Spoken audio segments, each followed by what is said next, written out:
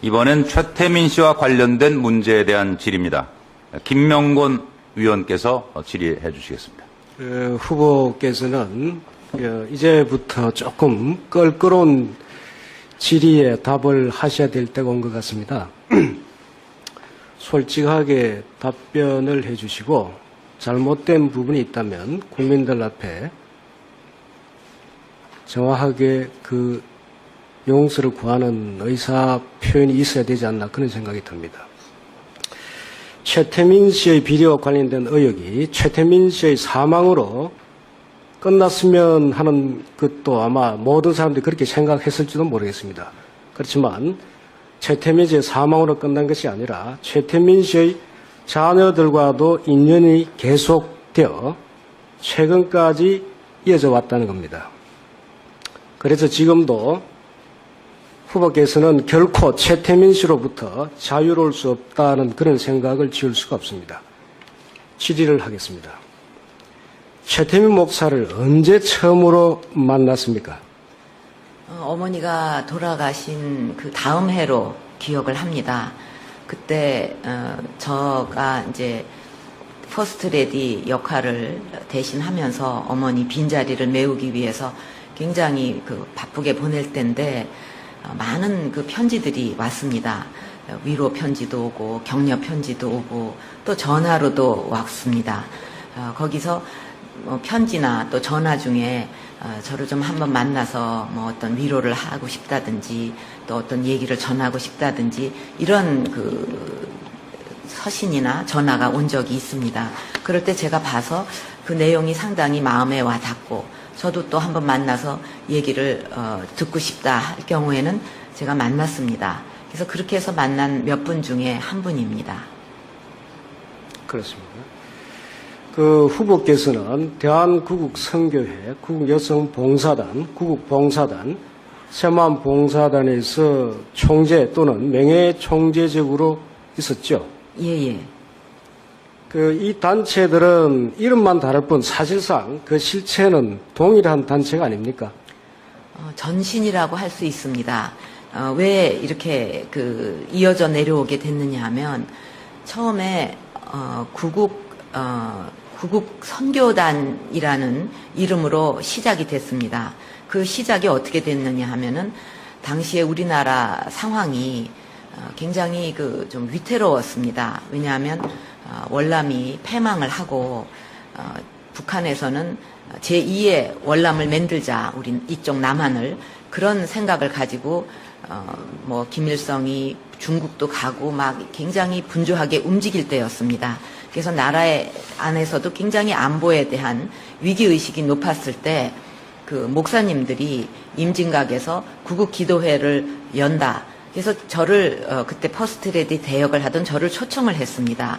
그래서 제가 거기에 가서 참석을 했는데 그때는 제가 그렇게 나라를 위해서 좋은 일을 하는 분들의 연락이 오면 가서 격려도 하고 또 만나기도 하고 이러던 때였습니다. 그때 그 자리에서 저를 명예총재로 추대를 하겠다. 그래서 이것은 나라를 위해서 지금 좋은 일이니까 제가 받아들이겠다 해가지고 구국선교단에 제가 명예총재가 됐는데 그 후에 그것이 위기가 좀 가라앉으면서 구국봉사단, 나중에 새마음봉사단, 그게 그 전신입니다, 말하자면. 그래서 계속 자연스럽게 그렇게 이어져 내려온 것입니다. 그러면 이 단체들은 구체적으로 누가 만든 겁니까? 그때 최태민 목사와 또 뜻을 같이 하는 원로 목사님들이나 여러 목사님들이 주축이 돼서 만들었습니다. 그래서 그 이름도 처음에는 구국 선교단으로 이렇게 지었던 것입니다. 최태민 씨는 이름이 한 7개 정도 되고 결혼도 한 6번 정도 하셨다고 합니다. 그리고 한때 선교 생활을 하기도 하고 성당에서 영세까지 받았고 목사라고까지 불리기도 했답니다. 최태민 씨에 대한 이런 경력을 그 당시에 알고 있었습니까? 제가 누구를 만나서 일을 할 때 그 사람이 결혼을 몇 번을 했는지 자식이 몇인지 이름을 몇 번 바꿨는지 그거를 알 수는 없습니다. 그 과거에 대해서. 그 때문에 저는 당시에 그런 내용은 몰랐습니다. 그러면 최태민 씨가 그 당시에 구체적으로 어떤 일을 하는 사람으로 알고 만났습니까? 목사로 알고 있었습니다. 그런데 그 당시에 사실상 퍼스트 레이디로서 주변의 여러 사람들을 만날 때 그 사람이 어떤 사람인지 구체적으로 확인도 하지 않고 그렇게 마구 만났습니까? 만날 적에 그 사람의 그 과거에 어떻게 살았는가 이런 것까지 다 보면서 만나지는 않습니다. 신원 확인하고 그다음에 들어오지 그 사람이 어떻게 살았는가 일생까지 다 검토를 해갖고 만나지는 않습니다. 그래도 다른 어느 분도 정도, 마찬가지고, 예. 어느 정도 신상에 대해서는 파악을 하셨을 거 아닙니까? 최근에 이런 얘기들이 떠돌고 그런다고 해서 제가 알고 있는데 이런 문제들에 대해서는 그 유족들이 법원에 좀 소송을 걸고 명예훼손으로 이런 걸 좀 처리하겠다 해서 법적으로 진행이 되고 있는 걸로 알고 있습니다. 그렇기 때문에 거기서 확실한 얘기가 나오지 않을까 그렇게 생각을 합니다. 예, 좋습니다.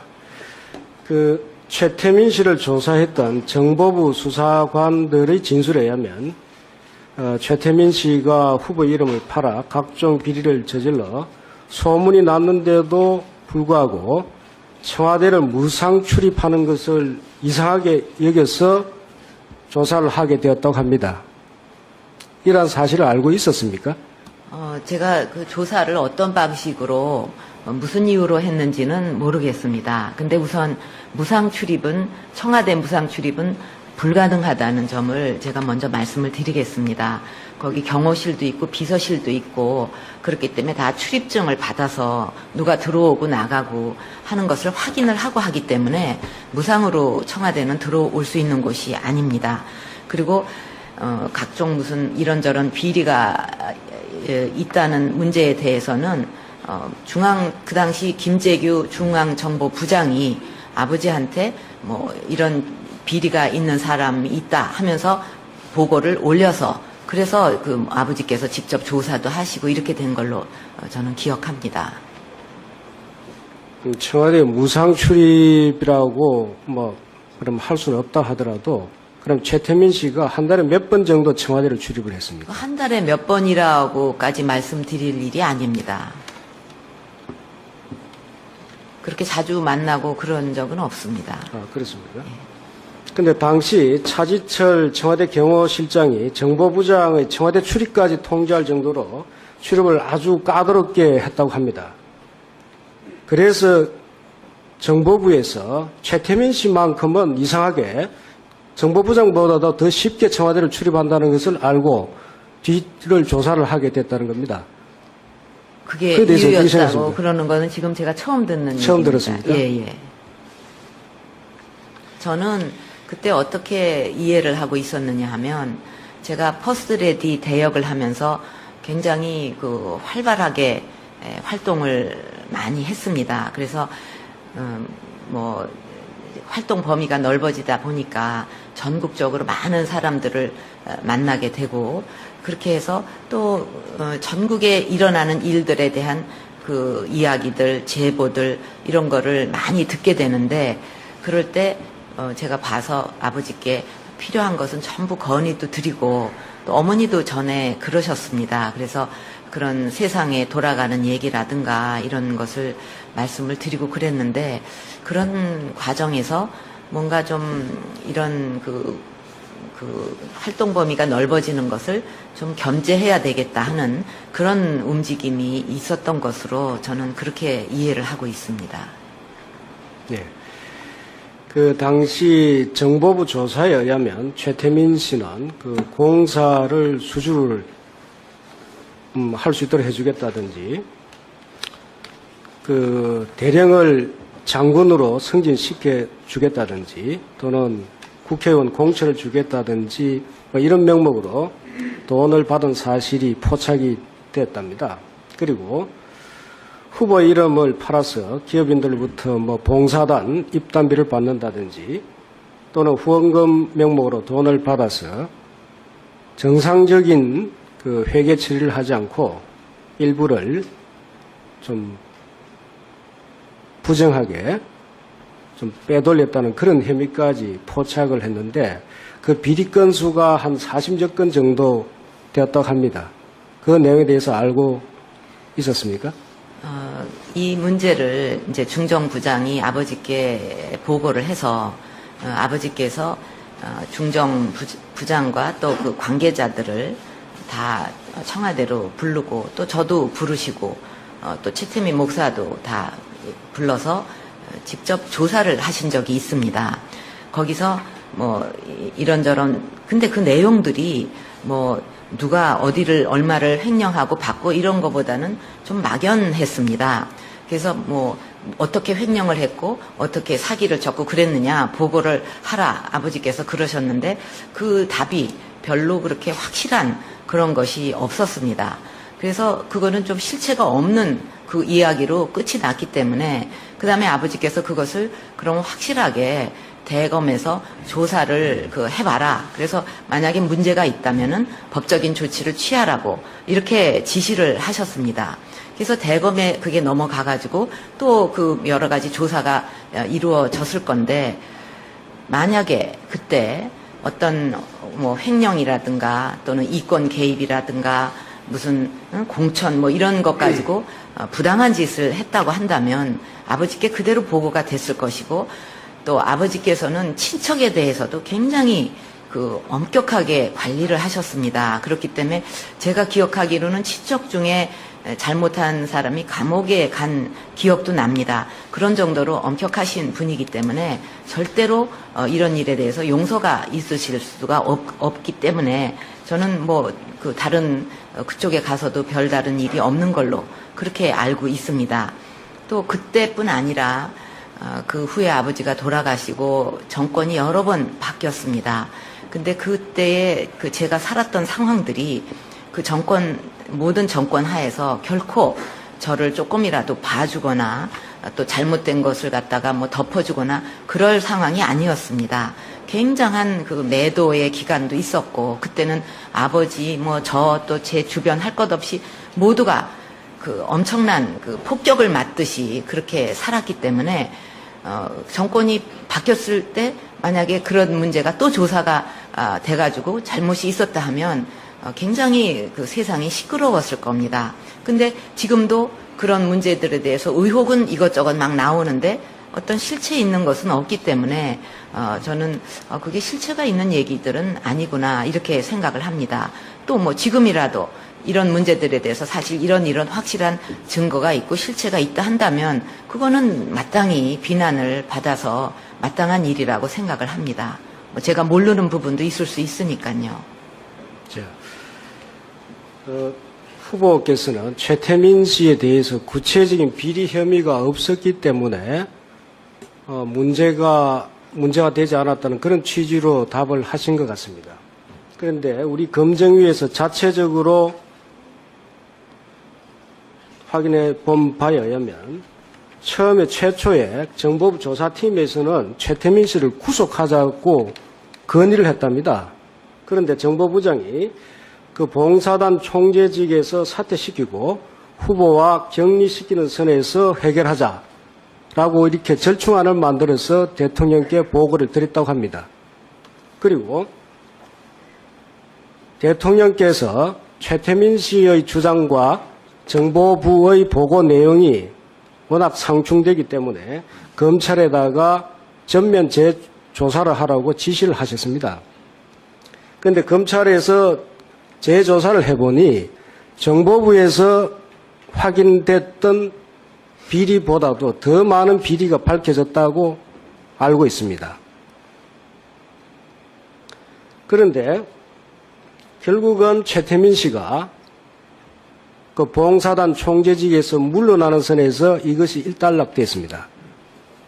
그런데도 최태민 씨에 대해서 비리 혐의가 확정이 안 됐다든지 또는 불확실하다든지 그렇게 말씀하실 수가 있습니까? 지금 이제 질문하신 내용을 듣고 제가 의아하게 생각하는 것은 아버지를 볼 때 아버지는 결코 그런 것을 용서하거나 용납하시거나 적당히 봐주시거나 이러는 분이 아니시기 때문에 그걸 들으시고서 그냥 적당히 덮어라 하실 분이 아니라는 게 분명하고요. 또 대검에서 뭐 더 엄청난 비리가 나와서 문제가 더 많아졌다 한다면 당연히 그 법적 조치를 취해야지 왜 그것을 덮습니까? 그거는 검찰이 직무를 제대로 처리하지 않은 게 되는데 그렇게 해야 될 이유가 저는 없다고 생각을 합니다. 또 아버지 시대는 또 그렇다 치더라도 그 후에 정권이 바뀌었을 때마다 뭐 세무조사, 무슨 국세청 조사, 검찰 조사 이런 게 있다고 저는 계속 들었습니다. 그래서 샅샅이 조사를 했는데 그때야말로 더 봐줄 수가 없는 상황인데 누가 저를 봐줄 때가 아닙니다. 오히려 우리 가족이나 아버지나 전부 매도를 당하는 시절이고 그때는 없던 얘기를 갖고도 막 이만하게 돼가지고 별 희한한 얘기가 다 돌아다니는 때인데 왜 저를 봐주겠습니까? 또 제 주변을 왜 봐주겠습니까? 그때 잘못한 일이 있으면 당연히 감옥소에 가든지 법적 조치를 받아야 되죠. 그거를 왜 안 했는가? 저는 그거를 의아하게 생각을 합니다. 근데 대통령께서나 또는 검찰이나 정보부에서 대통령의 따님과 관계됐던 사람의 비리에 대해서 조사를 해서 언론에 공개를 한다든지 그 사람을 구속을 한다든지 하면은 결국 그 여파가 대통령 따님께도 영향을 미치고 또 경우에 따라서는 대통령까지 그에 대해서 어떤 파장을 받게 되는데 그 점이 염려가 됐기 때문이 아니겠습니까?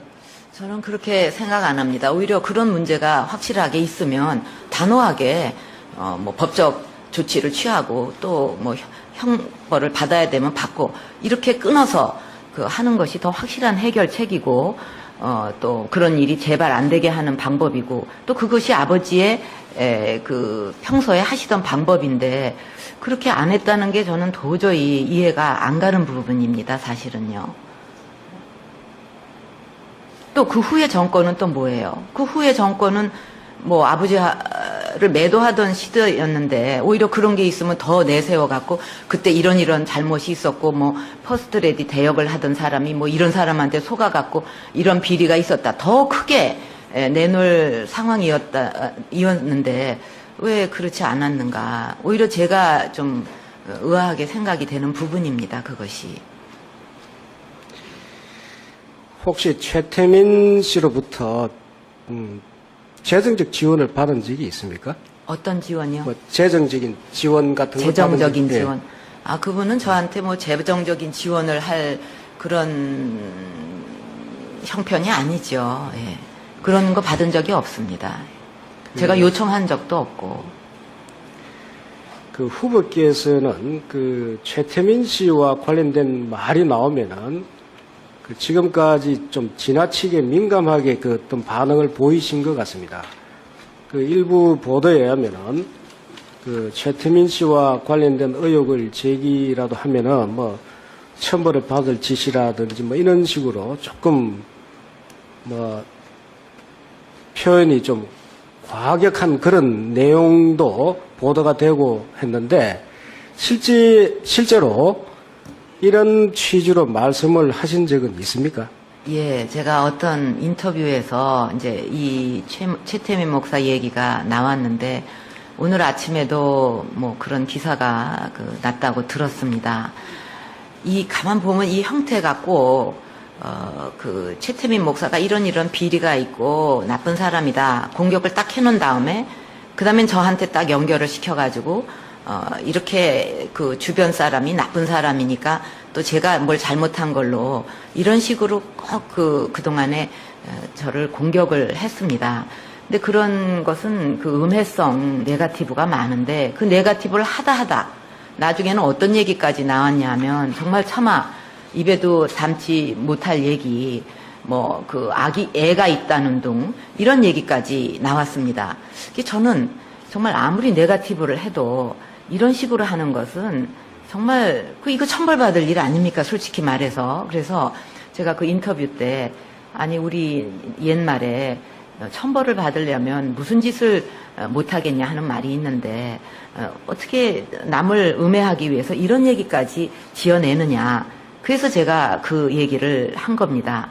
그리고 뭐 기왕 얘기가 났으니까 말씀을 드리면 그 뭐 애가 있다 하는 문제도 이건 참 심각한 얘기입니다. 아무리 네거티브래도 그래서 그 만약에 그 애가 누가 있다 하는 확실한 근거가 있다면은 그 애를 데리고 와도 좋습니다. 제가 DNA 검사도 다 해주겠어요. 근데 문제는 뭐냐 하면 멀쩡하게 사는 애를 어디가 있다 그래갖고 만약에 그 애를 지목을 해가지고 뭐 이게 누구의 자손이 아니니 어쩌니 하면 그 아이나 그 부모한테는 그게 얼마나 날벼락 같은 얘기입니까? 그거야말로 천륜을 끊는 일인데 아무리 남을 음해하기 위해서 지어내는 얘기라도 이렇게까지 한다는 것은 정말 있을 수 없는 일이다.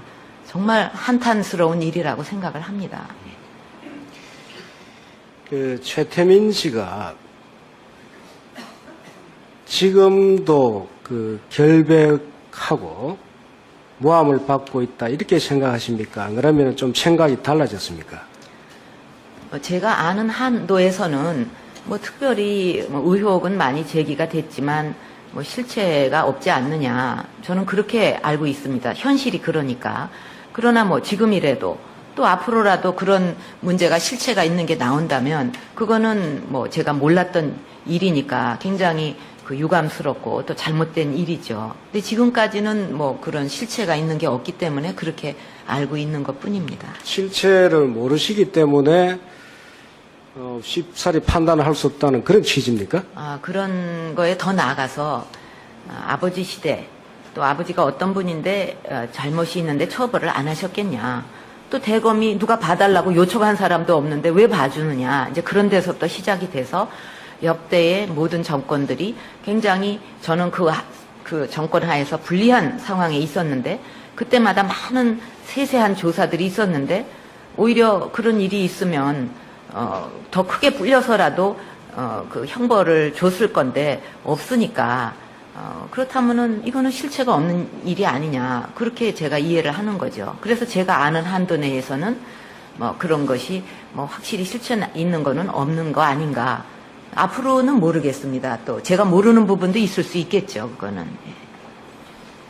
예, 그 최태민 씨와 관련된 저희 질의는 이거로 마치겠습니다. 그런데 앞으로 계속 최태민 씨에 대한 질의가 계속될 것입니다. 답변 고맙습니다. 이상입니다. 예, 이 문제와 관련해서 다른 위원들께서 질의 있으시면 네, 말씀해 주십시오. 네, 임명진 위원께서 굉장히 마음에 와닿고 저도 또 한번 만나서 얘기를 듣고 싶다 할 경우에는 제가 만났습니다. 그래서 그렇게 해서 만난 몇 분 중에 한 분입니다. 그렇습니다. 그 후보께서는 대한구국선교회, 구국여성봉사단, 구국봉사단, 새마음봉사단에서 총재 또는 명예총재직으로 있었죠. 예. 이 단체들은 이름만 다를 뿐 사실상 그 실체는 동일한 단체가 아닙니까? 전신이라고 할 수 있습니다. 왜 이렇게 이어져 내려오게 됐느냐 하면 처음에 구국 어머니가 돌아가신 그 다음 해로 기억을 합니다. 그때 저가 이제 퍼스트 레디 역할을 대신하면서 어머니 빈자리를 메우기 위해서 굉장히 바쁘게 보낼 때인데 많은 그 편지들이 왔습니다. 위로 편지도 오고 격려 편지도 오고 또 전화로도 왔습니다. 거기서 편지나 또 전화 중에 저를 좀 한번 만나서 뭐 어떤 위로를 하고 싶다든지 또 어떤 얘기를 전하고 싶다든지 이런 서신이나 전화가 온 적이 있습니다. 그럴 때 제가 봐서 그 내용이 상당히 의사 표현이 있어야 되지 않나 그런 생각이 듭니다. 최태민 씨의 비리와 관련된 의혹이 최태민 씨의 사망으로 끝났으면 하는 것도 아마 모든 사람들이 그렇게 생각했을지도 모르겠습니다. 그렇지만 최태민 씨의 사망으로 끝난 것이 아니라 최태민 씨의 자녀들과도 인연이 계속되어 최근까지 이어져 왔다는 겁니다. 그래서 지금도 후보께서는 결코 최태민 씨로부터 자유로울 수 없다는 그런 생각을 지울 수가 없습니다. 질의를 하겠습니다. 최태민 목사를 언제 처음으로 만났습니까? 이상입니다. 다 들으셨습니까? 네. 이 문제와 관련해서 박 후보께서 또 보충해서 말씀하실 것이 있으면 하실 수 있습니다. 네, 별로 네, 없습니다. 알겠습니다. 그럼 계속해서 다음 주제로 넘어가겠습니다. 이번엔 최태민 씨와 관련된 문제에 대한 질의입니다. 김명곤 위원께서 질의해 주시겠습니다. 후보께서는 이제부터 조금 껄끄러운 질의에 답을 하셔야 될 때가 온 것 같습니다. 솔직하게 답변을 해주시고 잘못된 부분이 있다면 국민들 앞에 정확하게 그 용서를 구하는 구국 선교단이라는 이름으로 시작이 됐습니다. 그 시작이 어떻게 됐느냐 하면은 당시에 우리나라 상황이 굉장히 좀 위태로웠습니다. 왜냐하면 월남이 패망을 하고 북한에서는 제2의 월남을 만들자, 우리 이쪽 남한을 그런 생각을 가지고 김일성이 중국도 가고 막 굉장히 분주하게 움직일 때였습니다. 그래서 나라의 안에서도 굉장히 안보에 대한 위기의식이 높았을 때 그 목사님들이 임진각에서 구국 기도회를 연다. 그래서 저를